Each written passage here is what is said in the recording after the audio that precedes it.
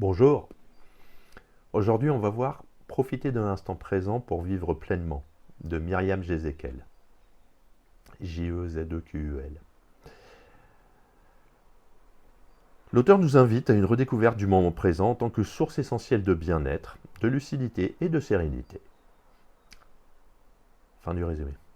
Mais en fait non. C'était nul. Dans un monde où l'agitation mentale, les obligations, le stress et la projection constante dans l'avenir dominent, l'auteur propose un recentrage profond.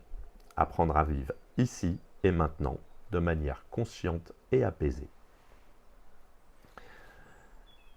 Première partie, pourquoi nous fuyons l'instant présent? L'auteur commence par poser un constat simple mais crucial. Nous sommes rarement présents à ce que nous vivons.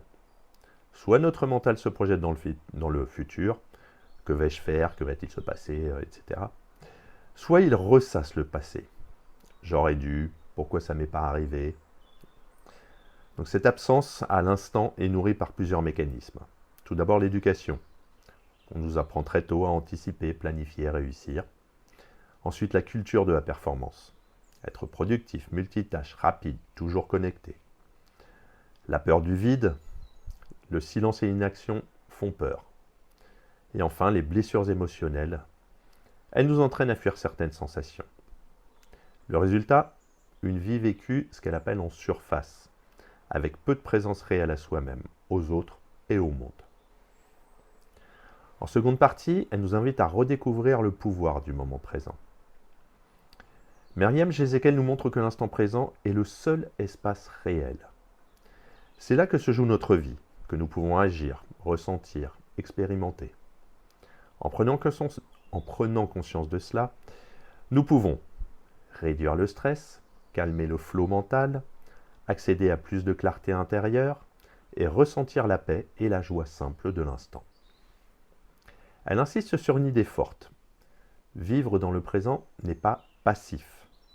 C'est au contraire un acte d'attention active, un positionnement intérieur fait d'ancrage, de sensibilité et d'ouverture. Dans la troisième partie, elle propose au lecteur comment cultiver la présence. Elle propose un cheminement pratique pour apprendre à vivre l'instant présent. Elle ne prône pas une révolution intérieure brutale, mais un retour progressif à la pleine conscience, accessible à tous, à travers, premièrement, la respiration, l'observation du souffle comme ancrage immédiat. Deuxièmement, les sensations corporelles, habiter le corps, ressentir sans jugement. Troisièmement, l'observation des pensées, apprendre à voir venir les pensées sans s'y accrocher. Quatrièmement, l'accueil des émotions, ne pas les fuir, mais les ressentir pleinement. Cinquièmement, l'attention à l'ordinaire, redonner de la valeur à la simplicité du quotidien. Et enfin, l'écoute profonde, être véritablement présent à l'autre dans l'échange. Chaque étape est accompagnée d'exercices, de méditation guidée et de conseils concrets pour s'exercer à la présence, décidément, dans la vie de tous les jours, sans avoir besoin de s'exiler dans un monastère ou de tout changer radicalement.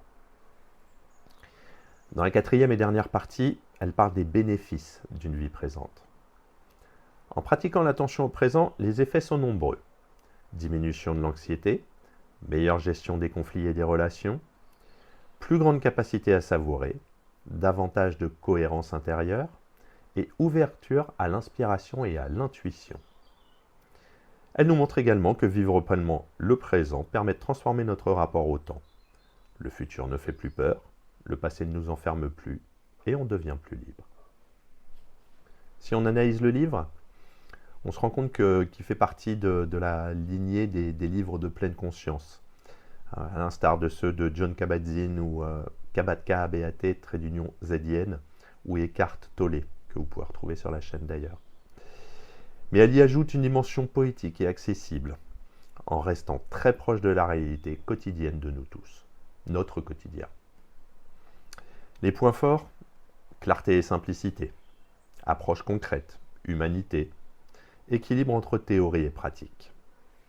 Les thèmes centraux, quant à eux, sont le lien entre l'attention et la liberté, la redécouverte de la simplicité et l'acceptation de ce qui est.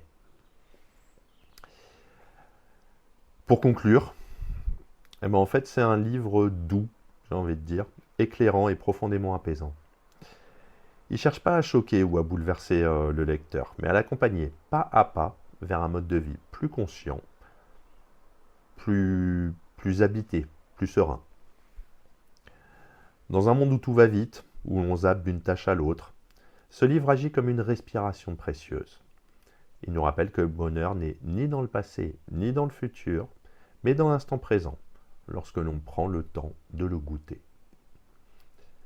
Mayam Jezekel s'initie un guide bienveillant qui ne propose pas de recette miracle, mais un cheminement intérieur, fait de présence, d'accueil et de lenteur. C'est un livre à lire justement très lentement, que je vous conseille. À bientôt.